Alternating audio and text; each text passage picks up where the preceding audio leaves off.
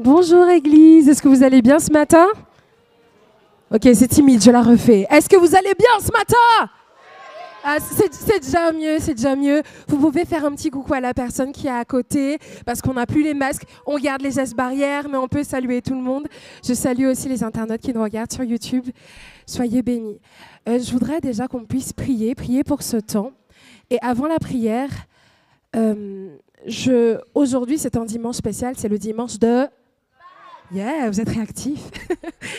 Et le dimanche de Pâques, ce matin en me réveillant, j'ai eu cette pensée de Jésus qui connaissait sa mission. Quand il est venu sur terre, il savait qu'il devait passer par la croix, qu'il devait souffrir en fait. Et il a quand même pris cette décision de se dire, ok, je sais que mon heure, elle est bientôt venue, mais pour autant, je vais prendre le temps de célébrer.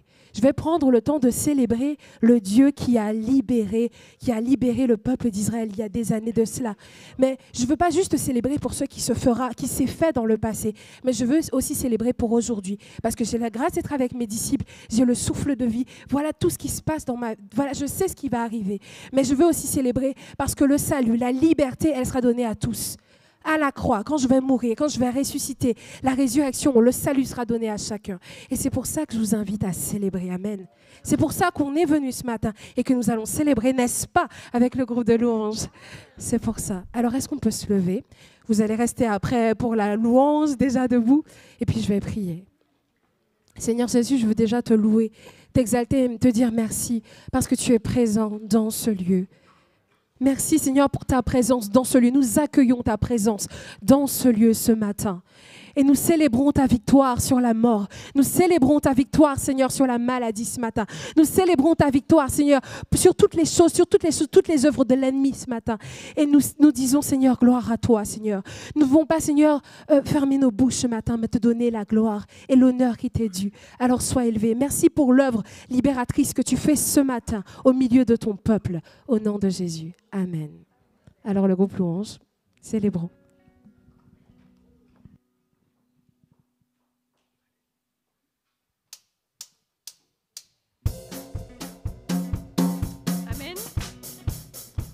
On va dire que Jésus, aujourd'hui c'est la Pâque, il est mort mais il est surtout ressuscité. Alors on veut acclamer le Seigneur ce matin par le chant À toi la gloire. À toi la gloire, ô ressuscité. À toi la victoire pour l'éternité. Encore une fois, à toi la gloire. À toi la gloire, ô ressuscité. À toi la victoire pour l'éternité. Brillant de lumière, l'ange est descendu. Il roule la pierre du tombeau vaincu. À toi la gloire. À toi la gloire, ô ressuscité. À toi la victoire pour l'éternité. Vois-le paraître, c'est lui, c'est Jésus, ton sauveur, ton maître, on ne doute plus. À toi la gloire, ô ressuscité. À toi la victoire pour l'éternité. Sois dans l'allégresse. Sois dans l'allégresse, peuple du Seigneur, et redis sans cesse que Christ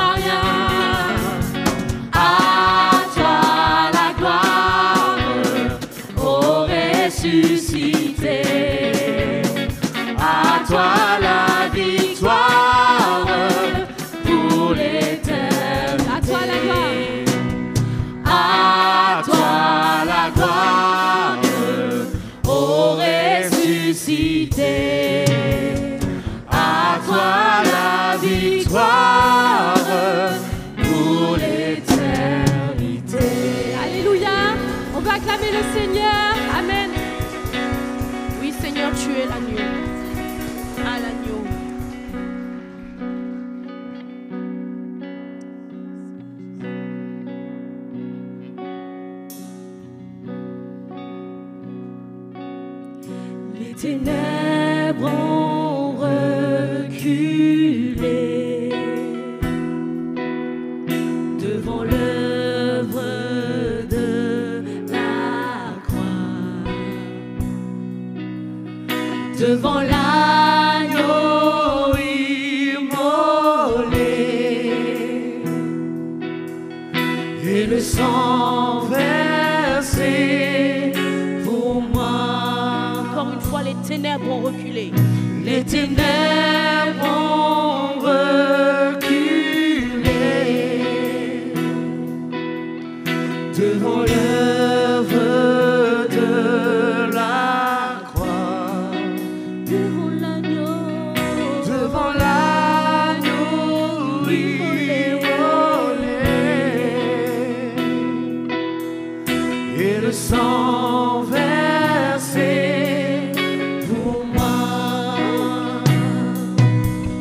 Tous les anges louent sa sainteté, l'univers crie sa majesté. Chantons gloire et puissance, force et louange à l'agneau immolé, à l'agneau immolé. De la vie qu'il a donnée à la vie qui brûle en moi, tant d'amour et à jamais ma reconnaissance au roi. Tous les anges de sa sainteté, l'univers crie sa majesté. Chantons gloire et puissance, force et louange à l'agneau immolé, à l'agneau immolé.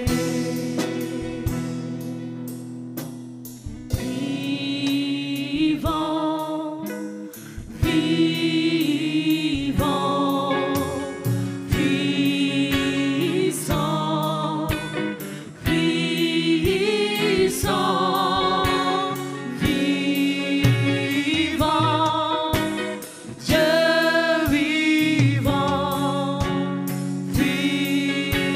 puissant, tout puissant, vivant, vivant, puissant, puissant, vivant, Dieu vivant, puissant,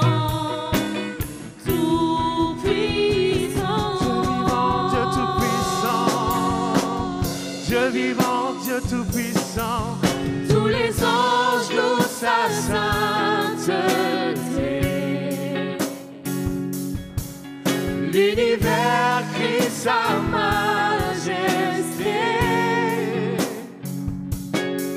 Chantons gloire et puissance, force et louange à l'agneau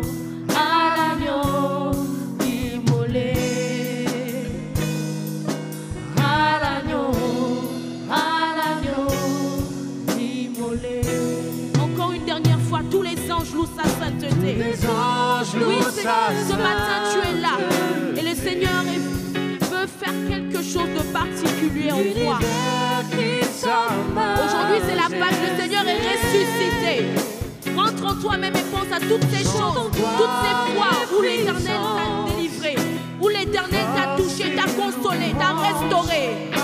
Il mérite la gloire ce matin. Il mérite l'adoration de ton cœur.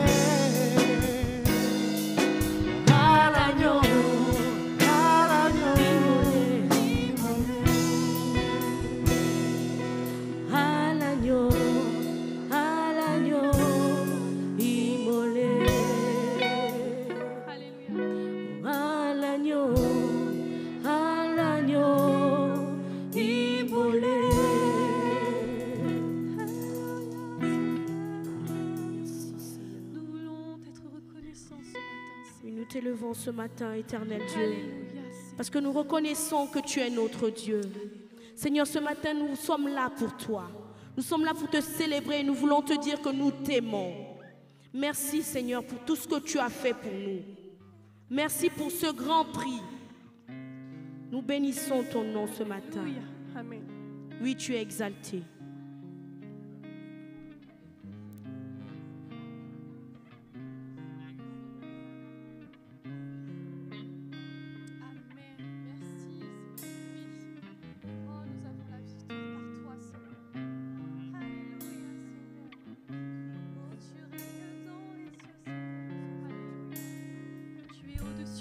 Seigneur, nous voulons te glorifier ce matin, Seigneur, car tu n'es pas un Dieu mort, tu es un Dieu vivant, tu es ressuscité.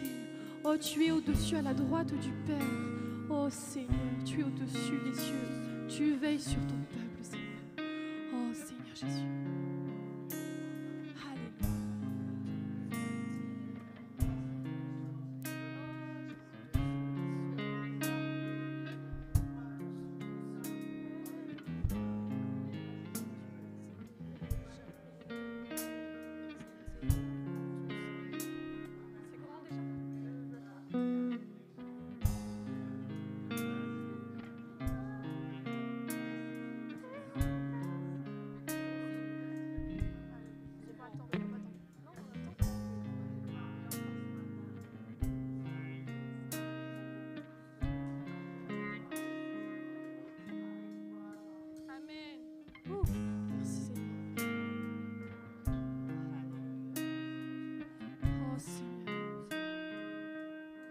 Seigneur, nous voulons te dire que tu es exalté. Il est exalté, le roi est au-dessus des cieux.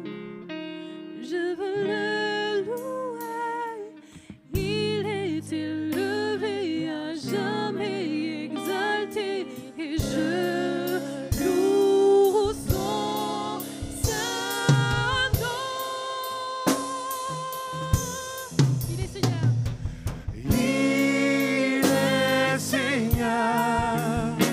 Sa vérité régnera, tout l'univers se réjouit dans son saint nom. Il est exalté, le roi est au-dessus des cieux.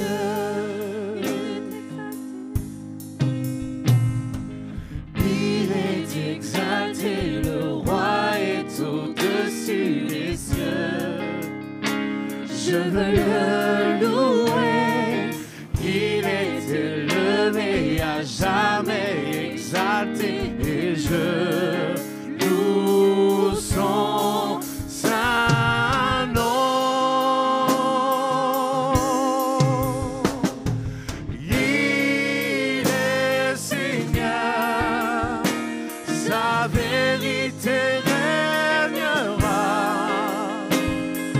tout l'univers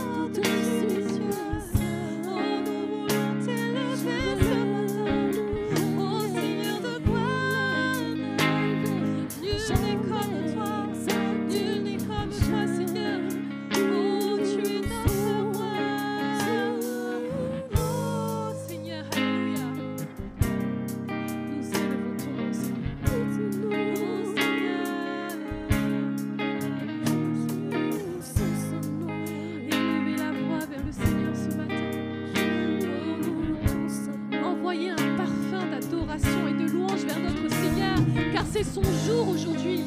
C'est le jour de l'agneau qui est ressuscité. C'est son jour aujourd'hui. Et nous voulons vraiment élever nos voix. Nous voulons lui élever, Seigneur, vraiment devant lui un parfum d'adoration. Élever la voix vers lui. Allez-y. Oh Seigneur Jésus. Oh, tu es exalté. Tu es exalté, Seigneur. Oh, tu es digne d'être adoré, Seigneur. Alléluia, Jésus. Oh, Seigneur. Oh, nous voulons être reconnaissants ce matin, Seigneur. Qui suis-je, Seigneur? Qui suis-je pour que tu aies tourné le regard vers moi, Seigneur? Qui suis-je, Seigneur? Oh, Seigneur Jésus. Tu nous as libérés. Alléluia. Tu as payé le prix, Seigneur. Tu m'as libéré, Seigneur.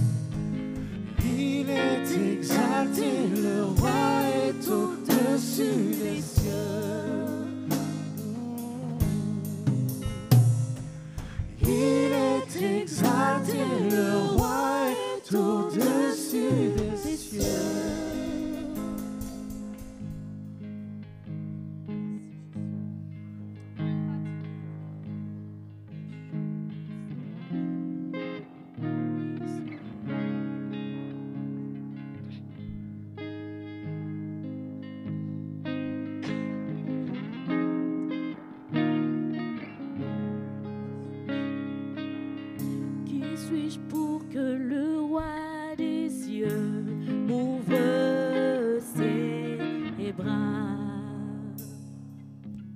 Perdu mais trouvé par sa grâce, son amour pour moi, son amour pour moi. Il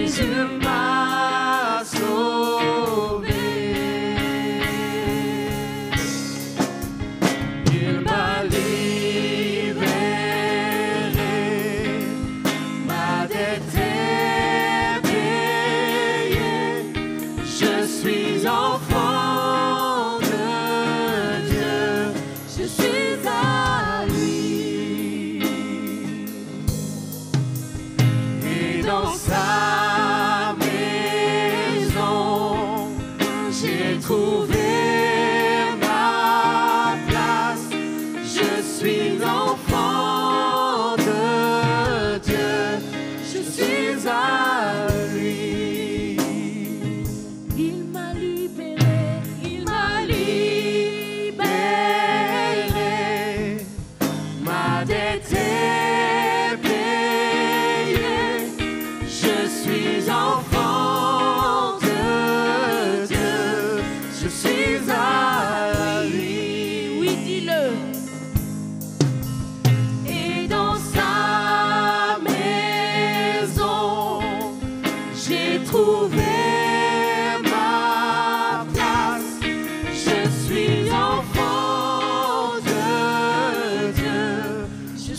à lui. Il m'a libéré. Proclame-le avec moi. Ma dette est payée. Je suis enfant de Dieu. Je suis à lui. Et dans sa maison, moi j'ai trouvé ma place, ma place. Je suis enfant de Dieu. Je suis à lui.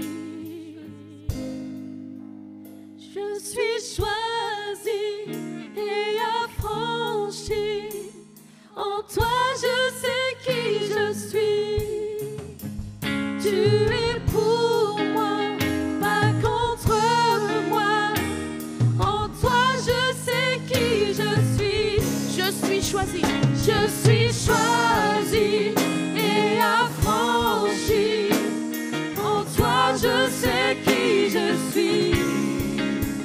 Tu es pour moi, pas contre moi. En toi je sais qui je suis.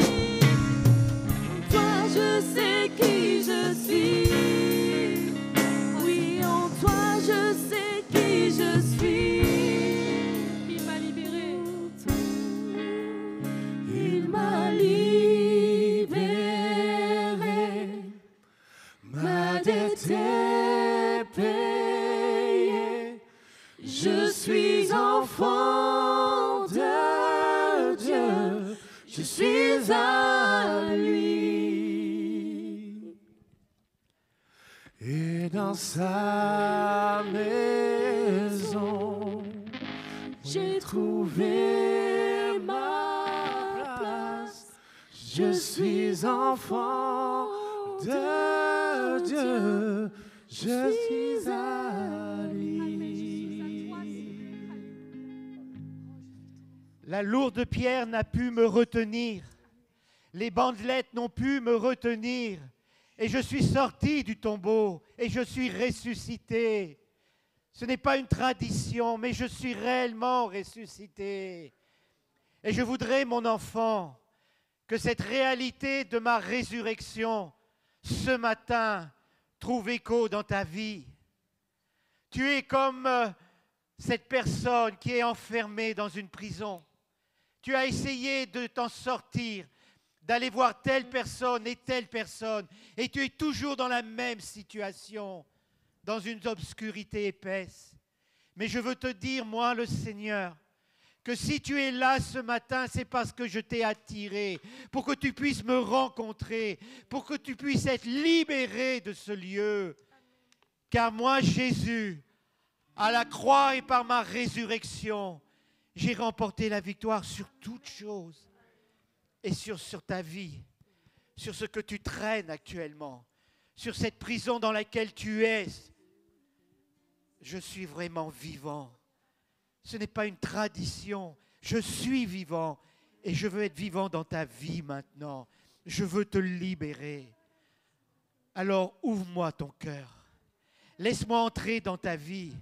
Crie à moi et je vais intervenir. Et tu connaîtras cette résurrection nouvelle de ta vie. Car je t'aime et j'ai donné ma vie pour toi. Ne pars pas de ce lieu sans avoir fait cette expérience de la libération de ton cachot ce matin.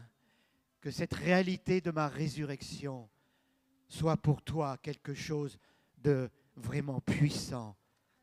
Viens à moi. Je t'aime, mon enfant. Alléluia.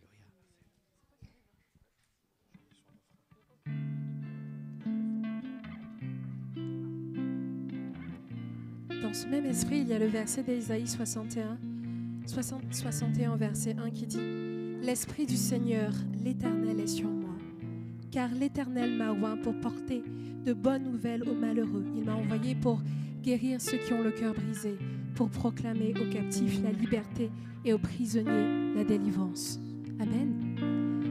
Et Michel nous a donné cette parole et je crois que dans cette salle, il y a des personnes qui ont besoin de cette délivrance. Dans cette salle, il y a des personnes qui ont besoin d'être libérées. Et je crois que là où l'Esprit du Seigneur il est, là où il y a la vraie liberté. Et je veux prier, j'ai envie que l'Église, on puisse se lever ensemble et d'une même voix, que nous puissions prier. Si tu as le cœur brisé ce matin, si tu as le corps fatigué, si il y a ce péché dont tu n'arrives pas à te débarrasser, que tu puisses peut-être mettre la main sur le cœur ou lever les yeux au ciel, fais comme il te semble bon, mais adresse-toi à ce Père qui est là ce matin et qui veut effectuer cette œuvre de guérison. Et si ce n'est pas le cas et que tout va bien, alors prie pour ton frère, prie pour ta sœur. Est-ce qu'on peut se lever ensemble et prier ensemble d'une même voix? Jésus, éternel, toi qui es le Dieu de la guérison, toi qui es le Dieu de la délivrance, toi qui es le Dieu, Seigneur, qui veut, Seigneur, libérer les captifs. Je prie que ce matin, une œuvre de liberté soit déversée parmi ton peuple. Qu'il y ait, Seigneur, la guérison, Seigneur, des corps. Qu'il y ait la guérison, Seigneur, de l'âme. Parce que nous croyons que tu n'as pas changé. Et quand tu es mort et quand tu es ressuscité à la croix, c'était pour effectuer cette œuvre de liberté. Et nous proclamons l'action que tu mènes en ce lieu ce matin. Que ton esprit visite ceux qui aspirent après toi, Seigneur. Que ton esprit, Seigneur, agisse maintenant dans ce lieu. Nous t'implorons, Seigneur, parce que tu l'as dit, sur cette parole que tu as prononcée ce matin. Nous voulons te faire confiance. Nous voulons faire naître l'espoir, Seigneur. L'espoir qui a été perdu, qu'il renaisse à nouveau ce matin, Seigneur. Seigneur, peut-être qu'il y a quelqu'un derrière son écran qui est là et qui soupire après toi. Nous proclamons, Seigneur, que ce matin tu le visites. Nous t'en prions, Seigneur. Agis, Seigneur. Écoute le cri de ton Église. Écoute le cri, Seigneur, des enfants de Villeurbanne qui soupirent, Seigneur, après toi, Seigneur. Nous avons besoin de toi et nous croyons que tu agis maintenant, Seigneur Jésus. Tu es le Dieu de miracles et tu n'as pas changé. Alors nous t'exaltons pour cela et nous disons, oui, en toi, Seigneur, je sais qui je suis. Qui sera contre moi si tu es pour moi? Oui, Seigneur. Tu m'as libéré, ma dette est payée. Est-ce qu'on peut reprendre ce chant avec Il m'a libéré? Alléluia. Est-ce qu'on peut chanter une dernière fois ensemble? Il m'a libéré, ma dette est payée.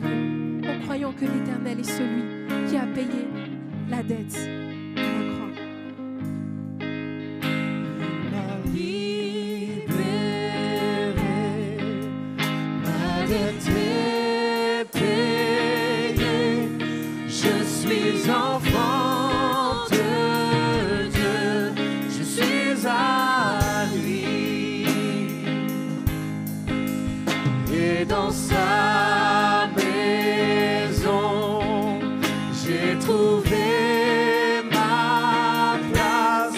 Je suis enfant de Dieu, je suis à lui. Il m'a libéré, ma dette est payée. Je suis enfant de Dieu, je suis à lui.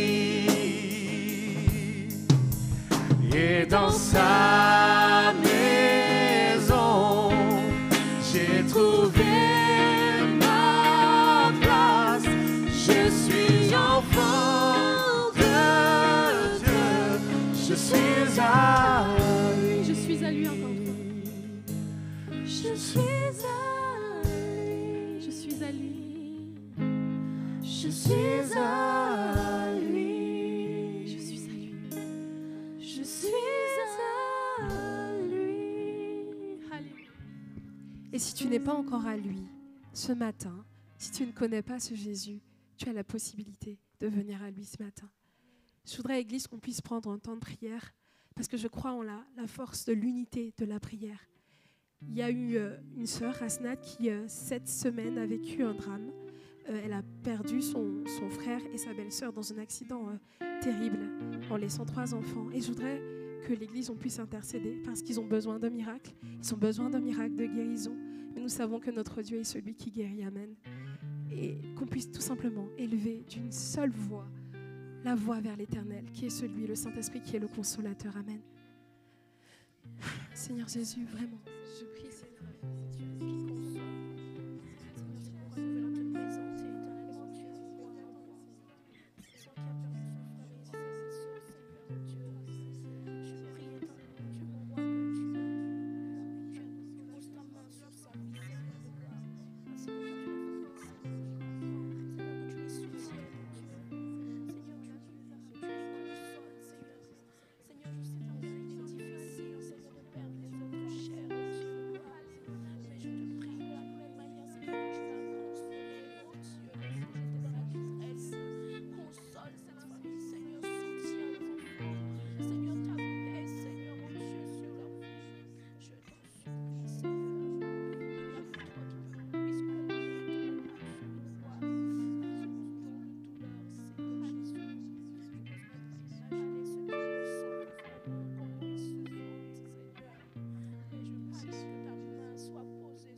Jésus. Manifeste-toi, Seigneur, dans cette situation. Je prie vraiment, Seigneur, que tu consoles les cœurs. Que tu consoles les cœurs et que tu te révèles, Seigneur, dans cette situation, Seigneur. Seigneur, donne-leur la force et le courage de traverser cette épreuve, Seigneur. S'il te plaît, Jésus, nous te prions vraiment d'agir tout simplement. Amen. Amen. Amen. Merci au groupe Louange. Merci à vous. Pasteur Jess, je te laisse la place.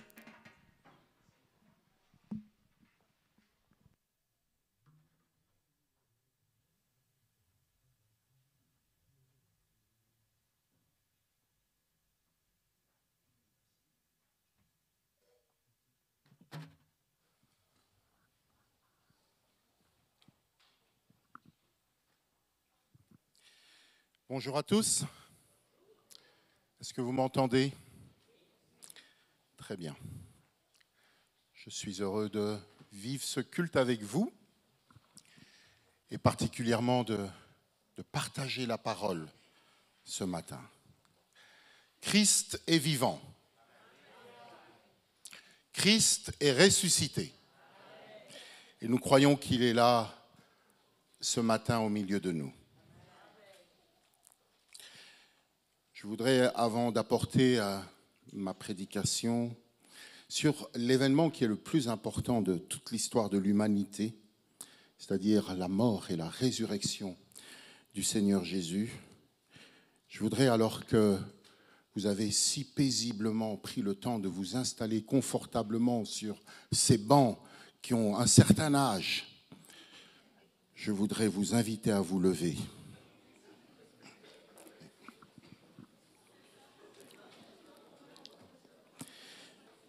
Je voudrais vous inviter à vous lever devant le roi des rois.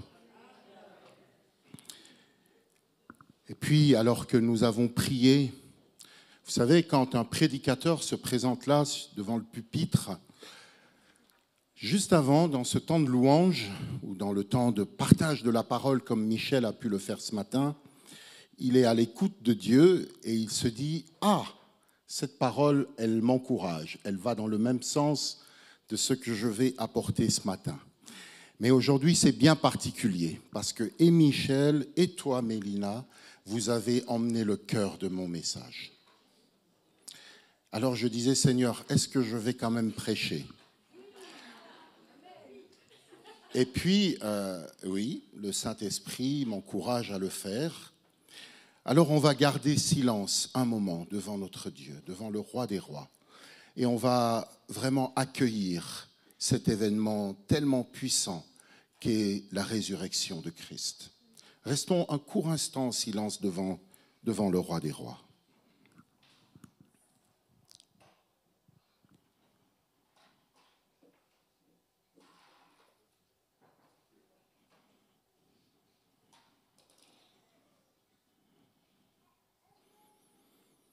Des hommes et des femmes se dressent contre la proclamation de ta résurrection, Jésus. Mais qui donc peut se mesurer à toi? Nous menons tout esprit captif de l'obéissance de Christ, au nom de Jésus.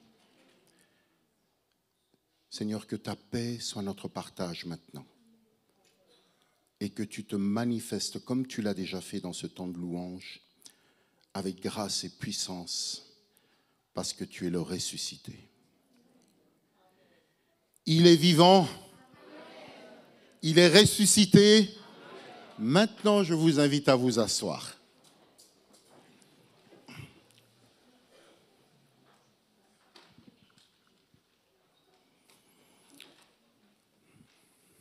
Jésus avait pris le temps, avant la passion de la croix, il avait pris le temps de longuement parler à ses disciples. On peut le voir dans l'évangile de Jean, du chapitre 14 au chapitre 16. Il parle à ses disciples, longuement. Il avait également pris soin de leur annoncer qu'il allait souffrir, qu'il allait mourir, Mais lorsqu'il leur parle, on constate que ce sujet semble tellement difficile pour ses amis. L'ambiance était lourde. Cette ambiance était tellement lourde, elle était tellement lourde qu'ils vont botter en touche. Ils ne vont pas poser des questions sur ce que Jésus est en train de dire. Mais ils discutent entre eux, je dirais même ils se disputent, ils se questionnent sur un point qui est complètement différent, celui de savoir qui serait le plus grand d'entre eux au moment du royaume de Dieu. Ils ne posent pas de questions au Seigneur sur sa mort et sur sa résurrection, mais ils bottent en touche. Et c'est pendant aussi cet échange que Jésus va leur annoncer qu'il est avantageux qu'il meure. Il leur disait également qu'il n'allait pas les abandonner. Je ne vous abandonnerai pas. C'était difficile pour les disciples d'entendre ce discours. C'était même incompréhensible. En fait, Jésus était en train de leur faire comprendre ce que nous avons reçu déjà dans notre corps, c'est qu'il allait mourir et qu'il allait ressusciter. Et c'est très intéressant de voir justement que les 4 évangiles racontent cette résurrection de manière différente. Il y a une prise de conscience de la résurrection de Jésus qui est exprimée de manière différente. Observons un petit peu ce qui se passe. L'évangile de Matthieu, vous pourrez lire au chapitre 28, versets 1er à 15, nous dit « Et voici, il y eut un grand tremblement de terre, car un ange du Seigneur descendit du ciel, vint rouler la pierre et s'assit dessus. Son aspect était comme l'éclair, et son vêtement blanc comme la neige. Les gardes tremblèrent de peur et devinrent comme morts. Mais l'ange prit la parole et dit aux femmes, pour vous, ne craignez pas, car je sais que vous cherchez Jésus qui a été crucifié. Il n'est point ici, il est ressuscité, comme il l'avait dit. Venez, voyez le lieu où il était couché. Je reviendrai sur cette phrase. Venez, voyez le lieu où il était couché. L'évangile de Marc nous dit plutôt, elles se disaient entre elles, qui nous roulera la pierre? Elles sont en train de marcher pour aller au tombeau, elles se disent entre elles, qui nous roulera la pierre qui ferme l'entrée du tombeau? C'est vrai que c'est une pierre qui est tellement lourde. Mais quand elles levèrent les yeux, elles s'aperçurent que la pierre qui était très grande avait été roulée. Elles pénétrèrent dans le tombeau, virent un jeune homme assis à droite, habillé d'une robe blanche, et elles furent épouvantées. Et puis Luc, lui, ou du moins l'auteur de l'évangile de Luc, dit « Elles découvrirent que la pierre avait été roulée de devant le tombeau. Elles entrèrent, mais elles ne trouvèrent pas le corps du Seigneur Jésus. Comme elles ne savaient que penser de cela, voici que 2 hommes leur apparurent, habillés de vêtements resplendissants, saisis de frayeur. Elles tenaient le visage baissé vers le sol. Les hommes leur dirent, « Pourquoi cherchez-vous parmi les morts celui qui est vivant ?» Et je ne vais peut-être pas lire entièrement, mais dans l'évangile de Jean, Marie de Magdala se rendit au tombeau de bon matin, alors qu'il faisait encore sombre, et elle vit que la pierre avait été enlevée. Elle va courir vers Simon pour lui dire qu'on a volé le Seigneur. Vous voyez, ce sont des approches qui sont toutes différentes. Elles sont différentes les unes des autres. Chaque évangile raconte sa propre histoire de la résurrection du Christ. Et ceci, ça peut laisser entendre en fait que chacun peut vivre la résurrection du Seigneur de manière différente. Néanmoins, tous les évangiles ont un point commun. Vous l'avez certainement remarqué. Elles ont toutes un point commun. Et ce point commun, c'est quoi? c'est que les femmes arrivent au tombeau et qu'est-ce qu'elles découvrent? Que le tombeau est vide. Le tombeau est vide. Les femmes arrivent, elles trouvent le tombeau vide. Vous savez, c'est d'ailleurs sur ce point-là que des spécialistes de la Bible supposent, ils soutiennent même qu'initialement les 4 évangiles se terminaient là. Mais la question qu'on peut se poser, c'est celle de savoir en quoi le tombeau vide est une bonne nouvelle. En quoi ce tombeau est une bonne nouvelle? Je pense que n'importe qui d'entre nous arriverait pour embaumer le corps. Ne pas trouver le corps, ce n'est pas une bonne nouvelle. Il a disparu, ce corps. On l'a volé. Qu'est-ce qu'on veut en faire? Est-ce qu'on veut vendre les organes? Qu'est-ce qu'on veut faire? Ce n'est pas une bonne nouvelle. Alors en quoi le tombeau vide est une bonne nouvelle? C'est le constat en tout cas de tous ceux qui arrivent. Ils trouvent que Jésus n'est pas sur place. Son corps n'est pas là. Aujourd'hui, ce matin, que ce soit ici dans cette salle, peut-être très peu, mais peut-être quelques-uns, et puis tous ceux qui nous suivent aussi sur YouTube et qui m'écoutent ce matin, ils peuvent se dire à quoi bon annoncer, à quoi bon prêcher l'absence réelle de Jésus. Il n'est pas là, il n'y a rien à voir, il n'y a rien à dire. On constate, et puis un point, c'est tout. Et par contre, pour nous, c'est justement ça l'essentiel de Pâques. C'est que le corps de Christ n'est pas là, dans le tombeau. Le tombeau est vide. Et pour nous, c'est essentiel. Amen. Le tombeau est vide. On n'a pas retrouvé le corps de Jésus, on ne peut pas l'embaumer. Pour nous, ça a du sens. Alors, on va faire un petit peu, je disais tout à l'heure, ce que l'ange dit.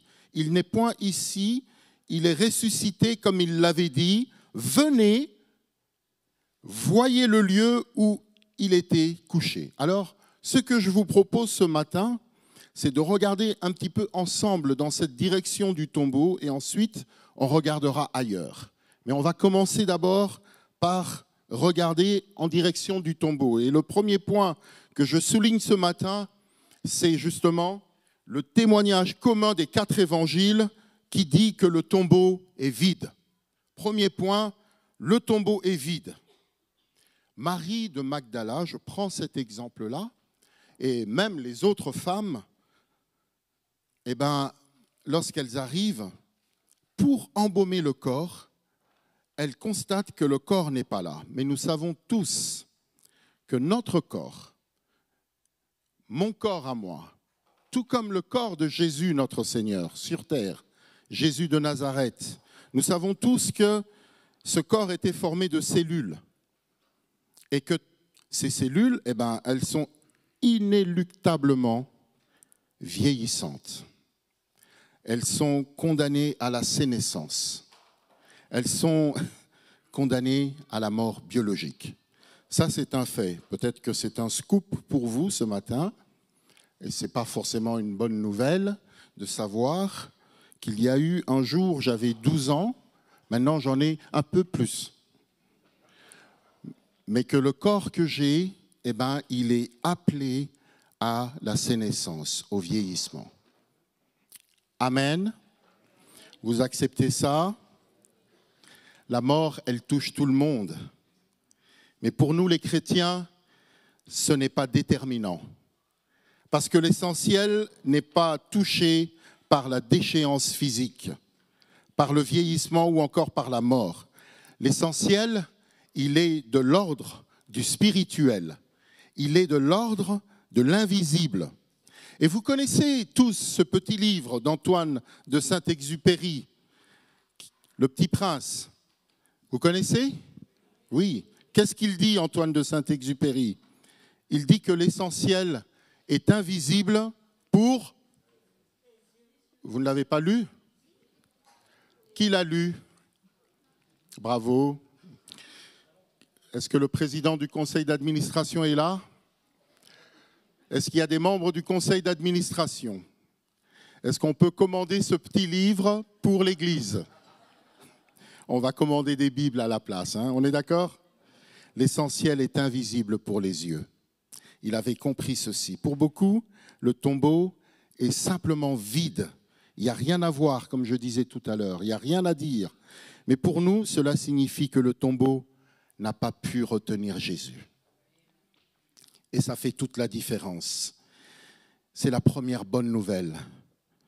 Celle de dire que la mort n'a pas pu retenir notre Seigneur. Qu'il n'y avait pas Jésus dans le tombeau. Que Jésus n'est pas visible dans le tombeau. Mais nous, diapo 5, nous regardons non pas aux choses visibles, mais à celles qui sont invisibles, parce que les choses visibles sont pour un temps et les invisibles sont éternelles. L'essentiel est donc ailleurs. Puisque l'essentiel est ailleurs, c'est mon deuxième point, nous ne nous contentons pas simplement de dire ce matin que Jésus n'était pas dans le tombeau. C'est très insuffisant. On ne va pas s'arrêter et dire simplement, voilà, Jésus n'est pas dans le tombeau, alléluia. Jésus n'est certes pas dans le tombeau, mais ce qui a du sens pour nous, c'est de comprendre que justement parce que Jésus n'est pas dans le tombeau, il est bien ressuscité, il est vivant. Et parce que nous croyons en sa résurrection, cela veut dire que Christ est présent autrement qu'il ne l'était avant sa mort. Christ est présent autrement qu'il ne l'était avant sa mort. La résurrection du Christ est sans ce corps que les femmes venaient pour embaumer. Elles viennent pour embaumer un corps, mais Christ, elles ne trouvent pas le corps, et ça ne nous suffit pas de dire simplement que le tombeau est vide. Ça voudrait dire que Christ a un autre type de représentation. Marie-Madeleine, d'ailleurs, elle va finir par le reconnaître. Souvenez-vous de cette Marie-Madeleine, c'est elle qui avait oint les pieds du Seigneur d'un parfum. Elle avait parfumé ses pieds. On se souvient qu'elle avait pris soin justement du Seigneur en parfumant, en oignant ses pieds de parfum. Mais cette fois-ci, Jésus va lui dire quelque chose, il va lui dire « Ne me touche pas. Ne me touche pas. » Qu'est-ce que cela voulait dire? D'abord, que Jésus est ressuscité. Il parle à Marie-Madeleine. Et s'il est ressuscité, eh bien, on ne peut pas l'embaumer comme un mort, puisqu'il est vivant. Ne me touche pas. On ne peut pas l'embaumer avec de la myrrhe et des aromates. Ça, c'est la première chose. Ensuite, il y a autre chose. C'est qu'il faut sortir de cette manière de voir le Christ. Et voir le Christ jusque-là, c'était de le voir physiquement. Mais là, quand il dit « ne me touche pas », il est en train de dire « arrête ». Nous ne sommes plus limités simplement à ce qui est corporel. Ce n'est plus le temps de s'intéresser à son corps comme à parfumer ses pieds, mais de passer à un autre mode de présence. Et puis, ça voudrait dire aussi que le Christ est plus loin que là où nous croyons le trouver, ou plutôt où nous croyons l'enfermer, peut-être même involontairement. Le Christ est toujours au-delà de ce qu'on peut en dire, de ce qu'on peut penser de lui, de ce qu'on peut comprendre de lui. Regardez, Marie-Madeleine veut le toucher, il dit « ne me touche pas ». Quand les disciples d'Emmaüs sont en train de marcher, ils discutent avec cet ami, et au moment où ils veulent le retenir, il s'en va. Quand ils partagent le repas et qu'il va dire un mot que ceux qui sont là le reconnaissent, c'est là qu'il disparaît. Mes chers amis, on ne peut pas enfermer le Seigneur. Ce que nous avons compris de lui n'est jamais suffisant. On n'a pas tout compris de lui. Et c'est aussi l'occasion de vous dire, mes bien-aimés, quand nous avons une certitude sur ce qu'est le Seigneur, c'est certes une certitude du moment, mais cette certitude peut être changée dans les années qui suivent. Vous avez déjà lu des passages, notamment celui-ci, et à chaque fois que vous lisez un passage des Écritures et que vous le relisez, vous découvrez toujours d'autres choses. On ne peut pas enfermer le Seigneur. Amen. Et puis, Jésus est réellement vivant, mais personne n'attend ce matin, vous n'êtes pas venu ici ce matin pour le rencontrer en chair et en os dans l'Église. Jésus n'est pas présent en chair et en os. C'est spirituellement que nous sommes en lien avec lui. Mais cette présence spirituelle n'est pas rien du tout. Le Christ spirituel, c'est une présence qui est réelle dans notre vie, qui est réelle dans ma vie, comme Marie-Madeleine a pu l'expérimenter. Et comme je disais, je peux citer Thomas aussi, à qui il dira « mets ton doigt ici », comme les disciples d'Emmaüs ont pu expérimenter. Et comme dimanche après dimanche, nous pouvons rendre témoignage les uns après les autres de la présence réelle du Seigneur dans notre vie. Voilà pourquoi on encourage aussi les membres de l'Église à témoigner, parce que la résurrection de Christ n'est pas quelque chose à laquelle on pense simplement, c'est quelque chose de réel. Notre vie avec le Seigneur est réelle, même si nous ne pouvons pas le toucher, même si nous ne pouvons pas le voir. Amen. Et s'il vous plaît, courez voir Michel Rivier à la fin de ce culte pour lui dire « Je vais témoigner dimanche prochain de la réalité même de Christ. » Alors, c'est vrai, il y en a qui vont dire « Oui, mais ce n'est pas réel. » Alors moi, je vais répondre en disant « Même si ce n'est pas réel, c'est la vérité. » Il y a une différence entre ce qui est réel et ce qui est vrai. Amen. Le Christ ressuscité, eh bien, il n'a plus de limite. Jésus peut être présent et il est présent avec nous ce matin ici. Tout comme il est présent à l'ACM de Meyzieux, tout comme il est à Bourg-en-Bresse, tout comme il est à Kinshasa. Il n'y a pas beaucoup d'amen, hein? Bon, d'accord, tout comme il est à Charvieux. C'est Christ qui a dit qu'il est avantageux qu'il parte. Et voilà un des avantages. Dieu, je vais vous partager une pensée juive. Elle dit ceci. Elle dit, Dieu est infini. Et son infinité ne peut se réduire, ne peut se limiter à quelque chose de matériel, à quelque chose de visible. Son infinité ne peut être imagée par rien, si ce n'est le vide, qui est considéré comme la seule chose complètement infinie. On est ensemble ? Vous avez compris cette pensée juive ? Je vais la reprendre. On va y aller crescendo. Premièrement, Dieu est infini. Amen. Son infinité ne peut être réduite. Amen. Ne peut se limiter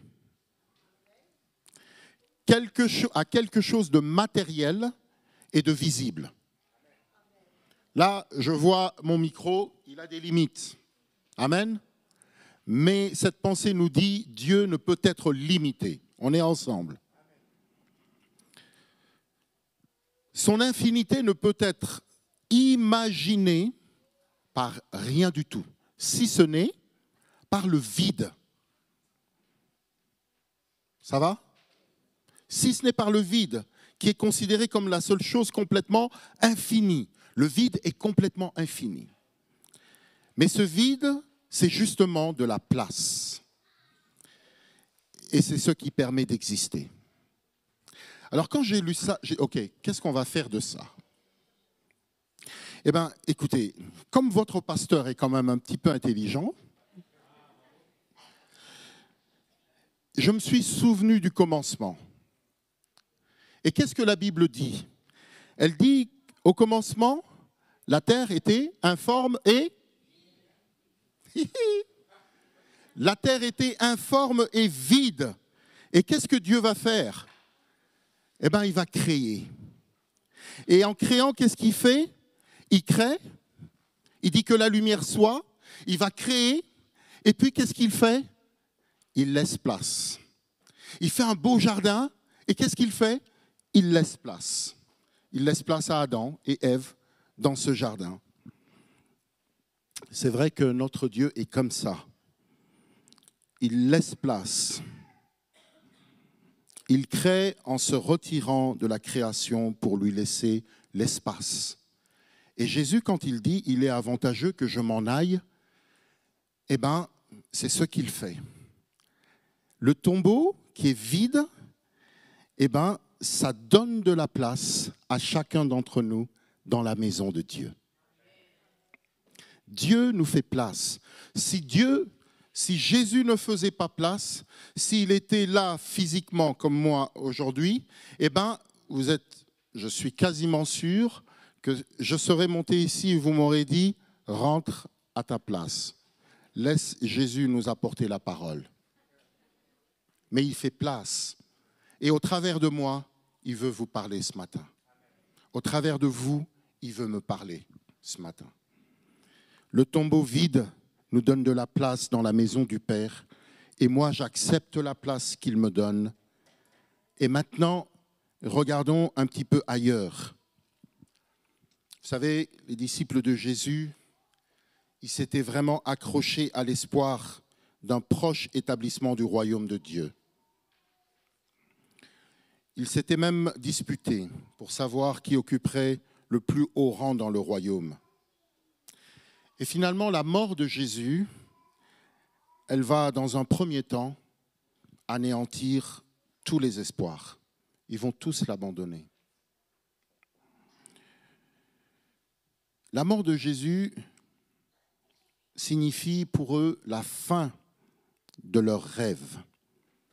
Et ces rêves-là, eh bien, ils restent enfermés dans la tombe avec le corps de Jésus. Vous savez, quand j'étais en train d'écrire ce texte, voici ce que le Seigneur m'a dit. Plusieurs ici ce matin vivent leur relation avec Dieu par procuration. Ils vivent leur relation avec Dieu comme s'ils n'étaient pas vivants. Chaque année, lorsqu'on arrive dans cette période de Pâques, ils pensent à la mort de Christ et ils pleurent. Et le Seigneur me dit, dis à mes enfants que leur Dieu n'est pas enfermé dans la tombe et que j'attends qu'ils viennent à moi avec une pleine espérance et une certitude d'être entendus, d'être exaucés. Pour beaucoup de nos contemporains, c'est impossible d'accepter le fait de la résurrection telle que la Bible nous l'annonce. La mort de Jésus, aux yeux des disciples, elle va finalement transformer ces disciples qui vont affirmer qu'il est ressuscité. Et écoutez ce que Paul dit dans sa première lettre aux Corinthiens, chapitre 15, verset 13. Il dit ceci, « S'il n'y a point de résurrection des morts, Christ non plus n'est pas ressuscité. » Et le verset 14 dit, « Et si Christ n'est pas ressuscité, notre prédication est donc vaine. » Vous savez pourquoi on est réunis ici ce matin? C'est parce que Christ est ressuscité. Alors pourquoi Paul dit ceci? Parce que le Dieu que nous adorons tous, il n'est en rien le produit de notre foi. Parce que le Dieu que nous adorons n'a nullement été créé par des théologiens, par des penseurs. Ce n'est pas un Dieu, qui est inventé par les hommes, qui est découvert par les hommes. Mais c'est Dieu qui a pris l'initiative de venir à nous, de se révéler à nous. Et son œuvre de rédemption, elle commence depuis le péché d'Adam, en passant aussi par la délivrance d'Israël d'Égypte et la résurrection de Christ, qui est l'acte qui couronne tout. Mais bien aimés, de même que Israël a été sorti d'Égypte et que chaque membre du peuple pouvait sortir l'Égypte de lui pour revenir au Père, Christ, par sa mort et par sa résurrection, est venu, comme on nous l'a rappelé par la pensée de Michel, est venu pour nous sortir d'Égypte, c'est-à-dire pour nous sortir de notre esclavage et faire sortir l'Égypte de nous. Christ n'est pas simplement venu pour faire de vous des enfants de Dieu. Christ est venu aussi pour que chacun d'entre vous, vous puissiez faire sortir l'Égypte qu'il y a en vous, l'enfermement qu'il y a en vous, ce qui vous tient prisonnier et qui vous garde dans la tombe, comme un prisonnier qui, lui, est sorti de prison, mais qui vit toujours comme s'il était en prison, à tel point qu'il veut y retourner. Mais bien aimé, ce matin, le cœur de mon message, le cœur de Pâques, c'est ceci. C'est pas simplement de dire que Christ est vivant, qu'il est ressuscité, qu'il a fait de vous des enfants de Dieu, mais c'est pour vous dire qu'il est venu pour que l'esclavage qu'il y a en vous, les passions cachées qu'il y a en vous, il est venu pour délivrer de ceci. Et vous savez que la délivrance, elle commence par la reconnaissance. Où est-ce que j'en suis aujourd'hui ?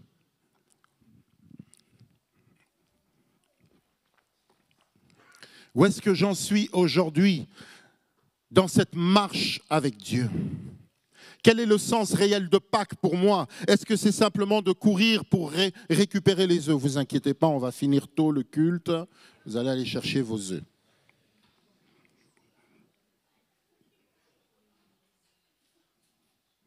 Mais Pâques, ce n'est pas simplement de crier, mon bien-aimé, ce n'est pas simplement de crier que Christ est ressuscité et qu'il est vivant. On le sait depuis des années. Pâques, c'est de dire, je suis là ce matin au milieu de vous, tenez-vous debout devant moi, regardez au plus profond de votre cœur, là où vous êtes encore dans la servitude, dans l'esclavage, là où vous êtes encore dans la tombe.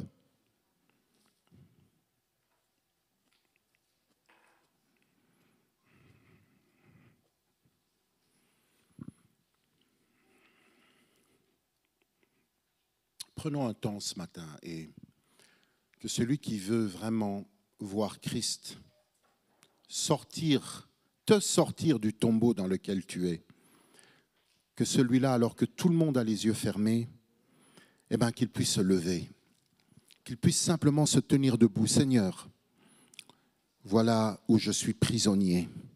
Et ce matin, tu veux vraiment me libérer de cette prison. Alors restons un court instant, les yeux fermés, et courageusement devant Dieu, pas devant les hommes, devant Dieu. Lève-toi. Lève-toi où tu es.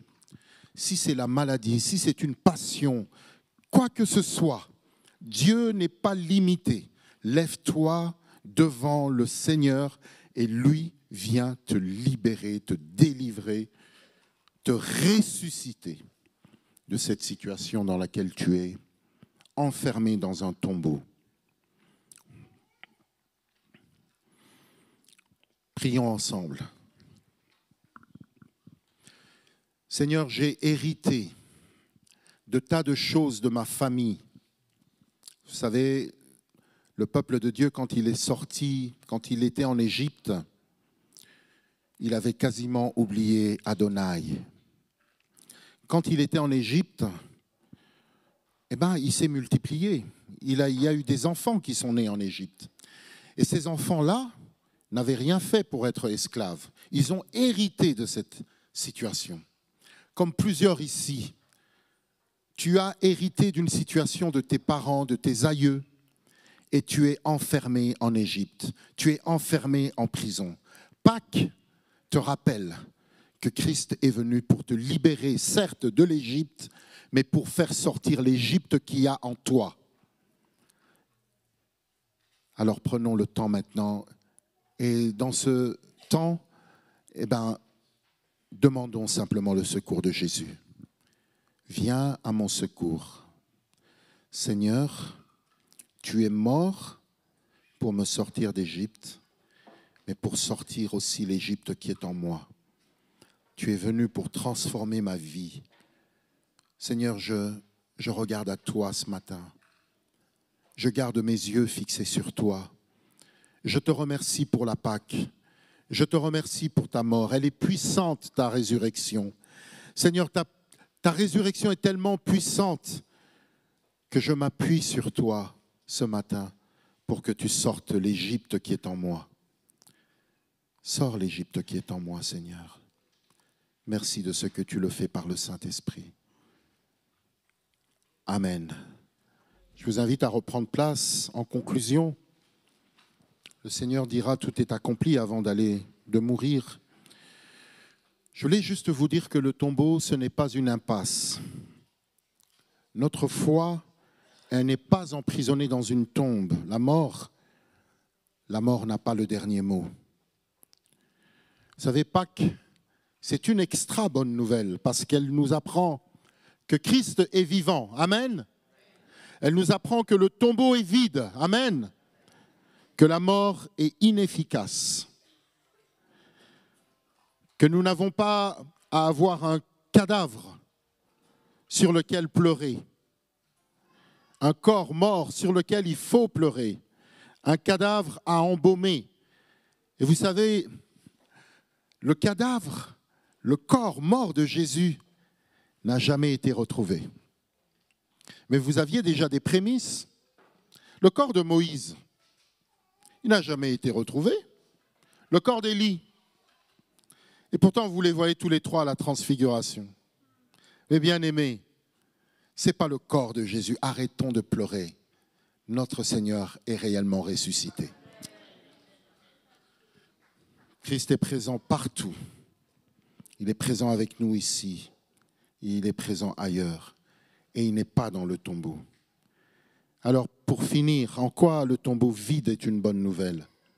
Mes bien-aimés, tout ce que je vous ai partagé ce matin, et je voudrais le dire vraiment de tout mon cœur, et particulièrement à tous les responsables qui sont ici.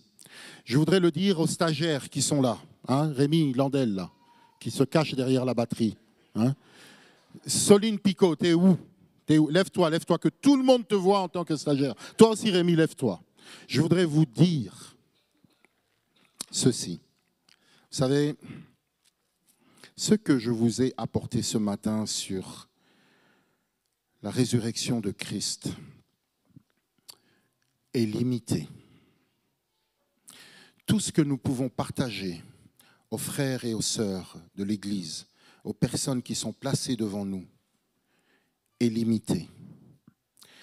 Et notre objectif, ce n'est jamais d'enfermer les gens dans une conception ou une compréhension. Il y a des pasteurs qui sont spécialistes pour enfermer les uns les autres dans une compréhension des Écritures. Et vous savez pourquoi? Pour qu'ils dépendent d'eux. Je peux vous parler pendant des heures de la résurrection de Christ. Je n'aurai jamais tout compris de la résurrection. Et je ne devrais jamais me présenter devant vous comme si j'avais tout compris. Ne le faites jamais. Laissez toujours une porte ouverte, de telle sorte que quand vous allez chercher les œufs là, au chocolat, vous puissiez vous rappeler, je ne sais pas tout. Et je peux aller encore plus loin dans ma compréhension des Écritures.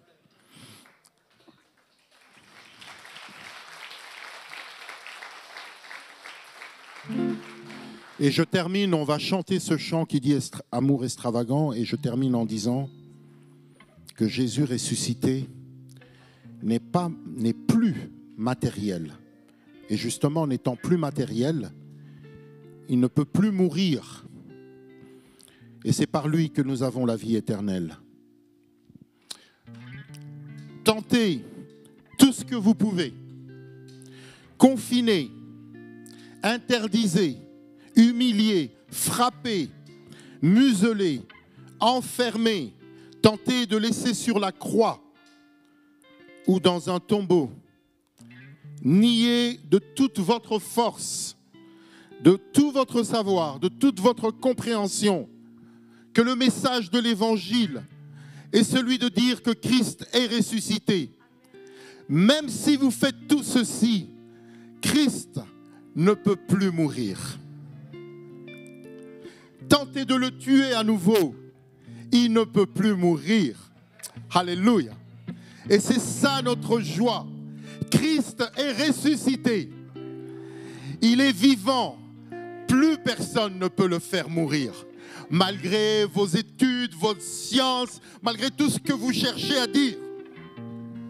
Toutes les méthodes que vous pourrez utiliser pour convaincre l'homme que Christ n'est pas vivant, cela ne sert à rien. Il ne peut plus être dans le tombeau.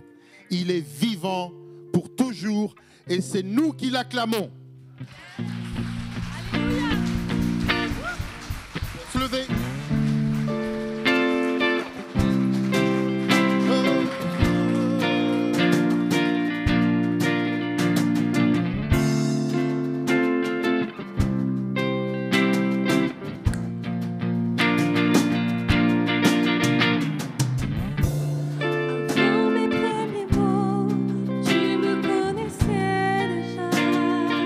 Chantons de tout notre cœur. Oui, tu es si bon envers moi. Avant mon premier souffle, tu mis ta vie en moi.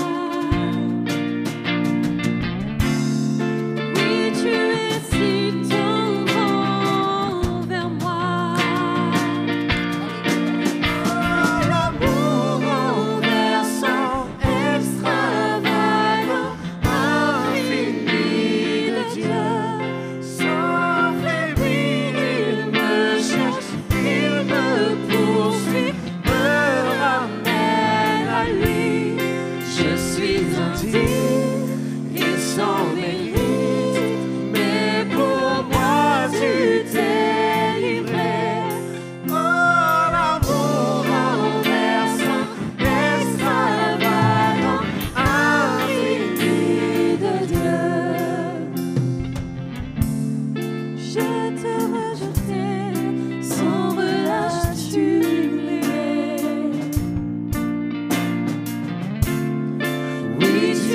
Si bon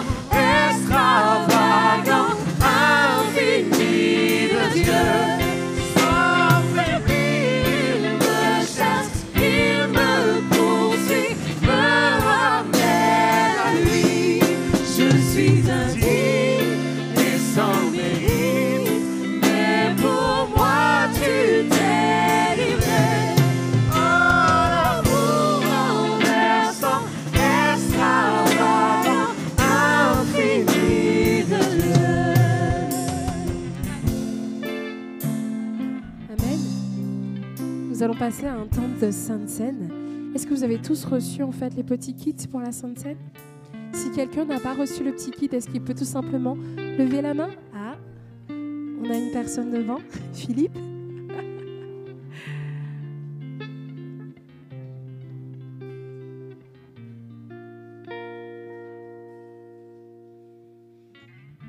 On va juste attendre que tout le monde soit servi, comme ça on pourra vraiment le prendre ensemble.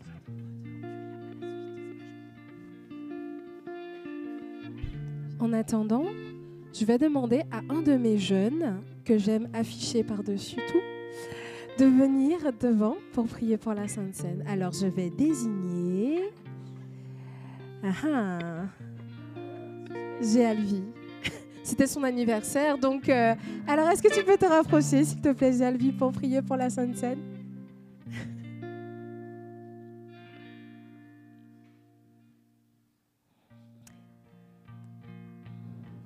Raphaël, c'est aussi possible de descendre, s'il te plaît?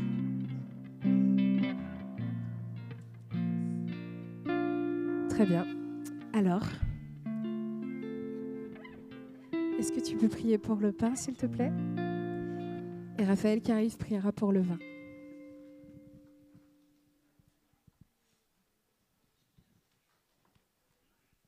Seigneur Dieu Tout-Puissant, te disons merci, Seigneur. Merci pour tous tes bienfaits, mon Dieu, mon roi. Et merci, Seigneur, d'avoir donné ta vie sur la croix pour nous sauver, Seigneur.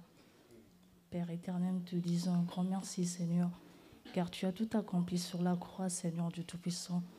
Tu as racheté tout, mon Dieu, mon roi. Ainsi, Père éternel, merci pour tout. Amen.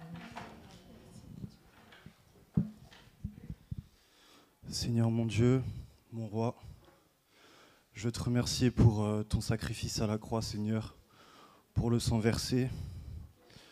Merci parce que tu es ressuscité, tu as pris tous nos péchés. Et Seigneur, tu es vivant et je veux proclamer ce matin, le tombeau est vide et je veux vraiment me réjouir. Au nom de Jésus, Amen. Amen. Buvons, mangeons ensemble déjà.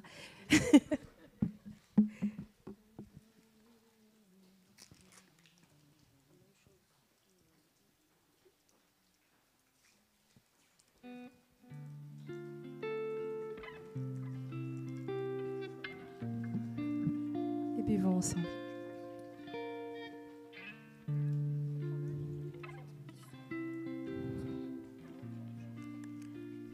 Alors là, j'ai un deal.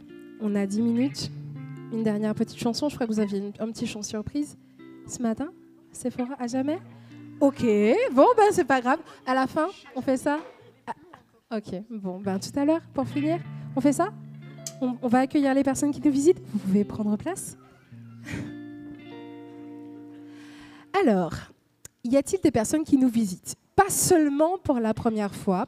Alors, je promets qu'on ne va pas vous filmer. Vous pouvez vous lever en toute intimité si vous nous visitez, peu importe de l'église ou pas, hein, si vous venez dans cette église. Ah, on a des gens qui nous viennent de la Suisse. Alors, quel est votre nom? Non, je vous embête. La famille Alera, du coup. J'ai vu cette demoiselle, dame, au loin. Alors, est-ce qu'il y a quelqu'un qui peut lui passer le micro?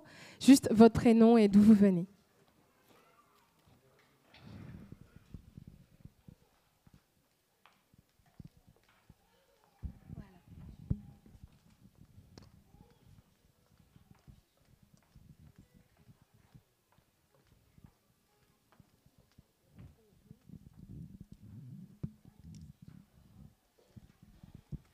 Bonjour à tous, je m'appelle Priska et je viens visiter ma famille pour les vacances de Pâques. Bonjour Priska. N'hésitez pas à aller voir Priska et lui dire bienvenue. Est-ce qu'il y a quelqu'un d'autre? Ah, il y a un monsieur. Il est là.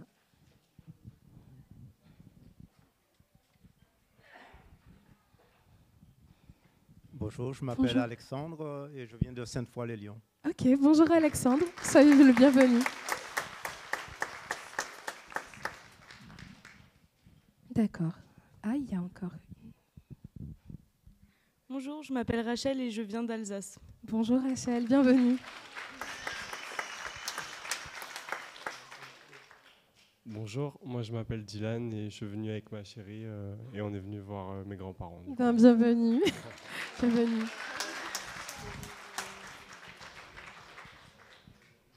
C'est tout bon? Je sais qu'il y a plus de personnes que ça, mais on vous aime et soyez le bienvenu même si vous ne vous êtes pas levés. On peut les applaudir quand même.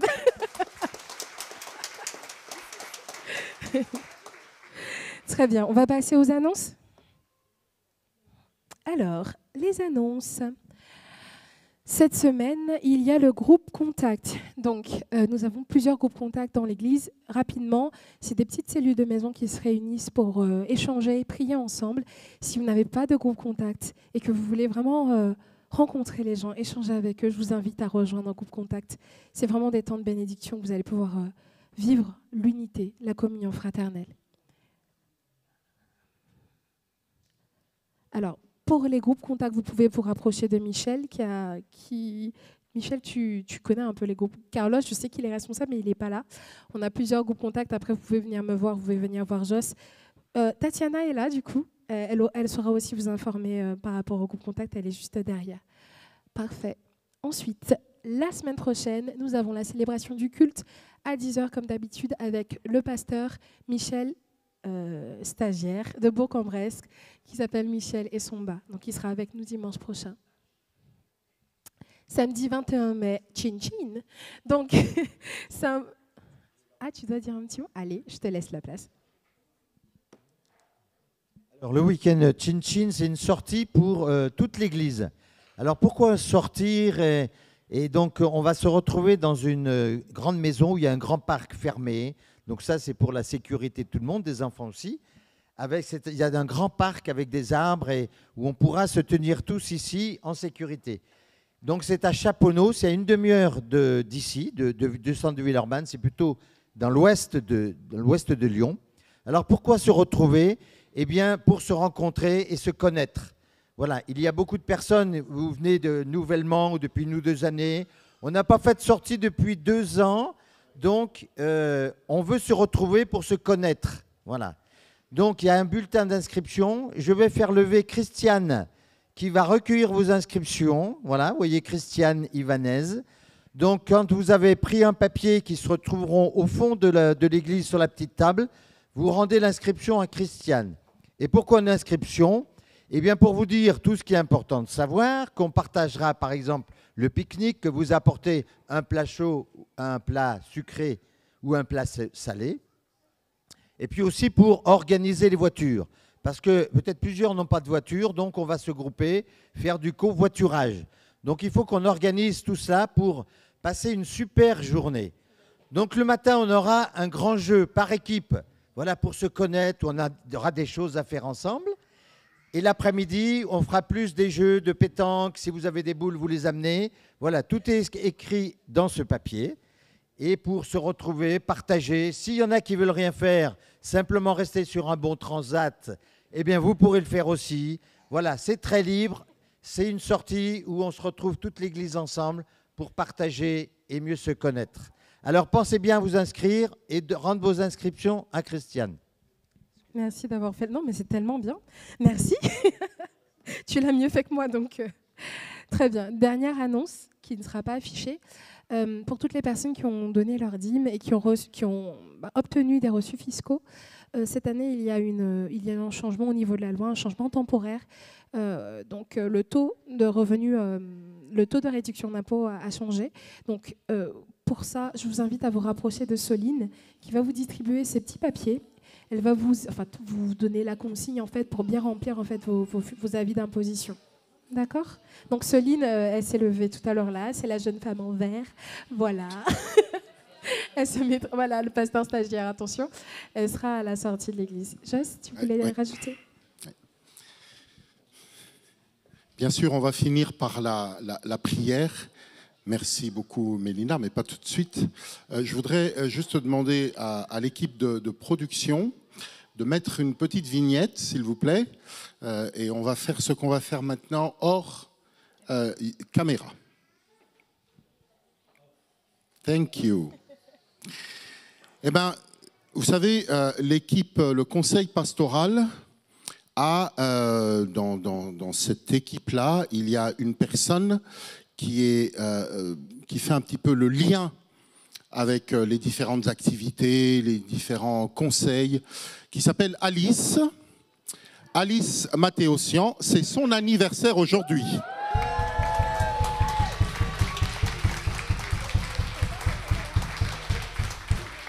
Joyeux anniversaire. Joyeux anniversaire. Ok. Joyeux anniversaire, Alice. Joyeux anniversaire.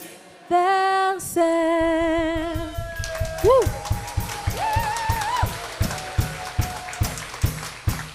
Et bien sûr, c'est vrai que j'ai choisi qu'on te souhaite un heureux anniversaire. Alice est venue avec sa fille et sa petite fille qui sont juste à côté, Séverine et Pauline. Et Johanna, elle est où, Johanna? Je ne l'ai pas vue. Ah mais c'est Johanna, pardon. Voilà, au travers de ce chant de joyeux anniversaire pour Alice, on veut souhaiter à tous ceux du mois d'avril. Il y en a quelques-uns ici du mois d'avril? Levez bien la main. Ah, un bon anniversaire à vous aussi. Que le Seigneur vous bénisse abondamment.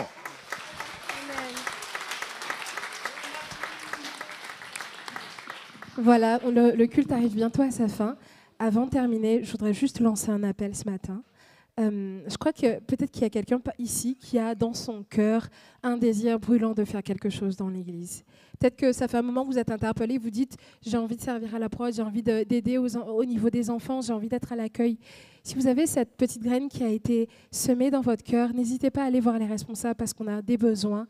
On a des besoins et l'Église a besoin de vous pour grandir et c'est ce qu'on souhaite. Alors n'hésitez pas à aller voir les responsables. Et si vous ne savez pas forcément quoi faire, ce que ta main trouve à faire, fais-le. Amen. Tout simplement. Alors, je vais juste vous demander de vous lever. Je vais prier pour la dîme et les offrandes. Le groupe de louanges va nous laisser avec un dernier chant. Je vais prier. Seigneur Jésus, je veux te remercier pour cette célébration parce que tu nous as rappelé que tu es bien vrai, tu es bien réel, Seigneur Jésus, et que tu es présent, que tu es ta présence, celui que tu es présent avec nous. Et Seigneur, je voudrais prier, Seigneur, pour déjà les dîmes et les offrandes, Seigneur, ce que nous voulons, Seigneur, nous voulons vraiment donner, Seigneur, pour toi, Seigneur, pour que ton royaume avance, Père éternel. Et nous prions qu'il y ait une multiplication, Seigneur. Je prie vraiment pour toutes les personnes aussi qui vont gérer cet argent. Vraiment, Seigneur, Seigneur, montre-leur comment bien gérer cet argent. En tout cas, vraiment, Seigneur, multiplie encore, Seigneur. Et merci pour toutes tes grâces et tes bénédictions. Sois glorifié en tout et garde-nous sur le chemin du retour au nom de Jésus. Amen. Soyez bénis. Bon dimanche de Pâques. Attention, pas trop d'œufs de Pâques. Ah et puis voilà, je vous laisse avec le groupe louange. Soyez bénis.